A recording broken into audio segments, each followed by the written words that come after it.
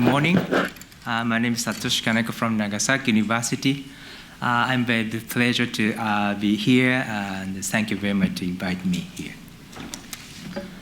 First, I come from the very far east of Japan. It's a time difference 8 hours, so I'm almost in the evening, my brain. So I'm a bit sleepy, but I try too hard. Okay, anyway, so I want to introduce our institute. I'm coming from the Institute of Tropical Medicine, Nagasaki University. Our institute is established in 1942, and then we are now working for the tropical diseases in Africa and the Asian countries and the South American countries, like this. And also, I want to introduce, we have a strong linkage with London. I don't know, this program. I want to introduce this one. We have Africa, London, Nagasaki program. This is a scholarship program.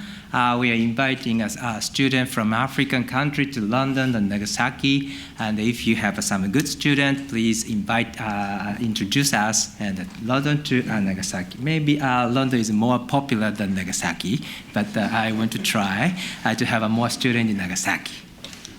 And also, we have a new graduate school from this year. The name is the Nagasaki University School of Tropical Medicine and Global Health. This school also close linkage to the London School of Hygiene and Tropical Medicine. We have 2 professors from London School, and we are going to start from this October. Anyway, back to the main topic. As you know, NTD is a big problem in the global communities. So we are working for NTDs, and also problem is still continuing. And WHO is instructing to the African countries like this. They said that each country have to make a program like this. And especially I want to emphasize that we should have some good monitoring system for evaluation.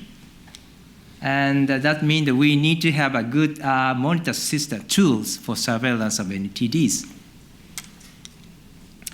And, but the important thing is the geographical distribution of the disease is somehow overlapping in several areas. That's why my question is like this. Can we monitor several infectious diseases at once? Because I'm an epidemiologist, I want to have a good information from several areas at once, easily and simply. And this is first point. Then I found some technologies, that's multiplex technology. I know some of you know already, but shortly I introduced this technology. This system is made by the Luminex company. This is already commercialized one, but this technology is not used NTD efficiently. That's why we want to use this system program for the NTD surveillance program. And theoretically, we can identify 100 different infectious diseases simultaneously we can diagnose. And we use this microbeads. This is kind of a ball. It's very small, about 5.6 micron diameters. And each ball has each colors like this. Each color can be identified with the laser beam. We use this color, these beads for the identify the infectious disease like this. For example, we have a beads here. We put some protein here. In our case, we put antigens under here. Then it reacts to the antibody serum, and they have antibody. We can identify the antibody titer like this. And if we use different color for different pathogens, we can identify each pathogen's antibody titers simultaneously. This is a theory, like this. Microbeads here, we put the antigens here, serial sample we put here. If they have antigens, we can identify fluorescence antibody titer like this. And this is kind of the ELISA, but the multi-ELISA system. That's very simple. And if mix something like this, there are different colors of beads with different antigens here, we mix up and mix that with the serum sample and put in the well and put together, and we analyze like this. If they have an antibody in the serum, we can identify like this. For example, this sample has HIV antibodies, we can identify. They have any antibody for the malaria, this becomes negative. And we put this well to the machine like this, the machine automatically throw and flow like this. And the two laser beam identify, one beam identify the color of beads. That means the one color because it's the one antigens. And another color identify the antibodies titer. That's why each color come from up to the down. We identify several pathogens antibody titers at the same time. This is a theory. So can we apply this technology to NTDs? There we start. Fortunately, we got the fund from the Japanese government. We started this program from 2009. Now we have a phase 1. We completed in 2012. Now we entered to the phase 2 study from 2013 and to 2016. Like this. It's funded by a Japanese government, the Ministry of Education. And first in the phase 1, we just try some kind of ad hoc level because we don't know we can apply about this technology to the actual NTDs. So we put that together like these antigens. We try in the field. Fortunately, we have a field in Kenya, and the Lake Victoria side, and in the ocean side, we have 2 HDSS sites. HDSS means Health and Demographic Surveillance Program. We are covering 50,000 population in each area. And from here, we have we randomly sample 2,000 population like this, and we could use this system to identify antibody titers. This is the result. This is just published in the PLOS NTDs, and we measured HIV, and this is filariasis, leishmania, and toxoplasma, and amoeba, and cholera like this. And HIV is very high prevalence. This is age categories. This is age group, and this is prevalence. This means HIV is about this is female. And about more than 40% of females, this is a general population because this is a random sampling from the HDSS. 40% of the 30-year-old females are HIV positive. This is very high. It is a coast area, it's a bit lower than the Lake Victoria side. And also this is filariasis, this is a coast area. And the higher aged group is the high antibody titer. That means become the younger generation, they have a lower antibody titer. That means somehow filaria control program is successing. This is leishmaniasis in the Lake Victoria, so a bit higher in the younger age group. I don't know why. Maybe somehow cross reaction we have. That's why we should have more research on this one. And this is a cholera and toxin. Younger people has a high prevalence, but this is a cross reaction to E. coli. That's why we removed the cholera toxin from the next phase 2 study. And now we have in phase 2. Phase 2 is we try to transfer the technology from Japan to Kenya. So we established the laboratory in Nairobi. And also we are adding more pathogens, and also we add more antigens for one pathogens. Like this, this is a phase 1. The red one we add newly in the phase 2. We add the trachoma and the schistosomiasis, and this is African trypanosoma and echinococcus. We add several antigens for the one pathogens like this proliters.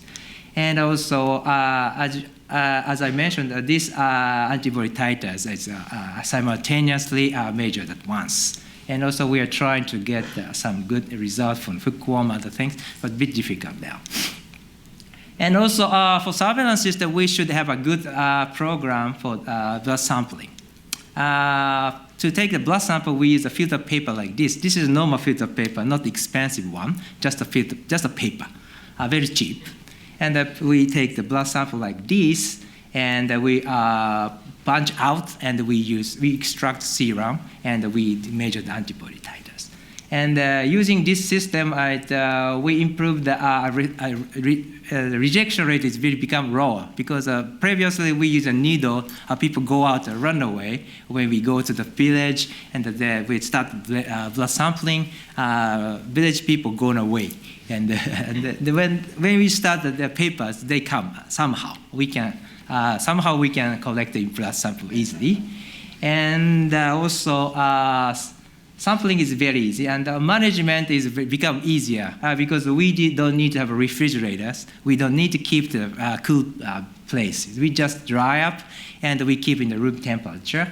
And also easy to transfer from the field to the central laboratory. We just use sometimes we use a post and a courier.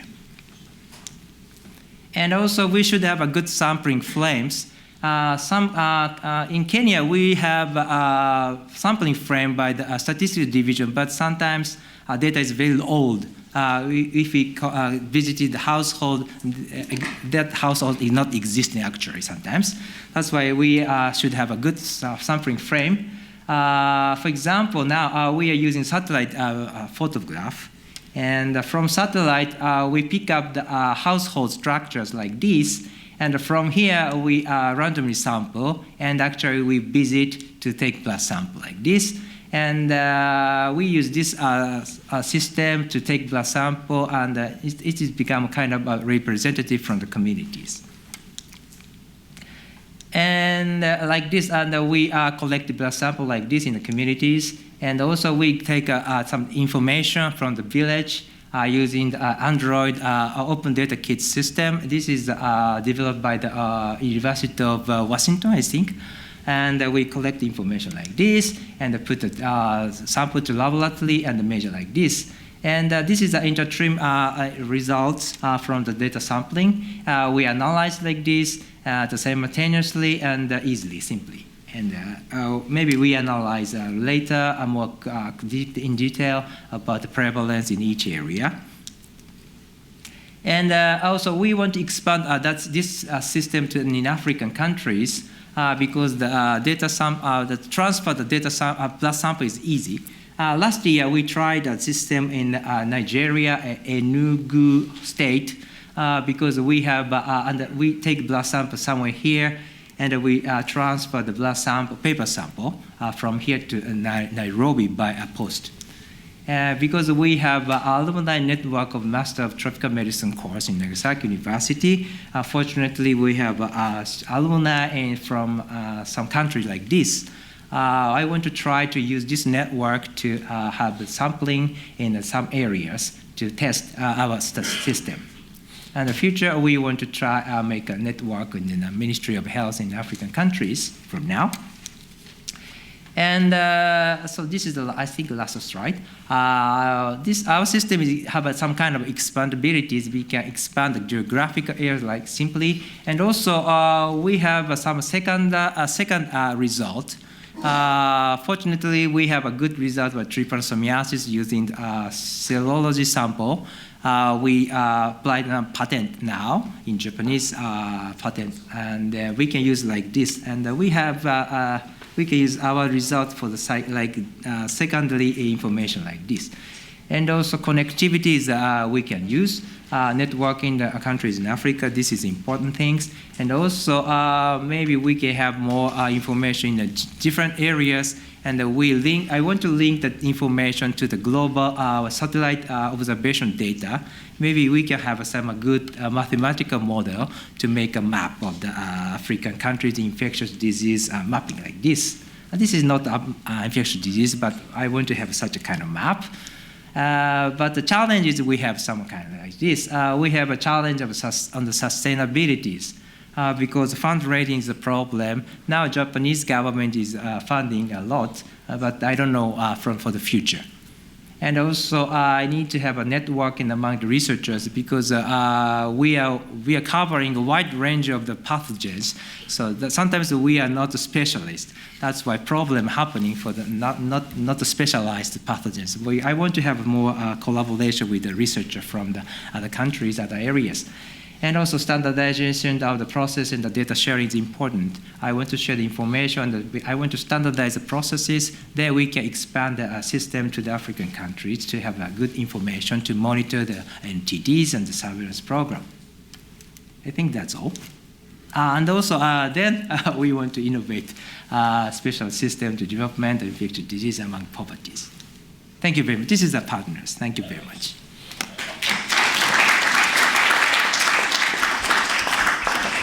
Thank you very much, Satoshi, for that. Look, the reason we'd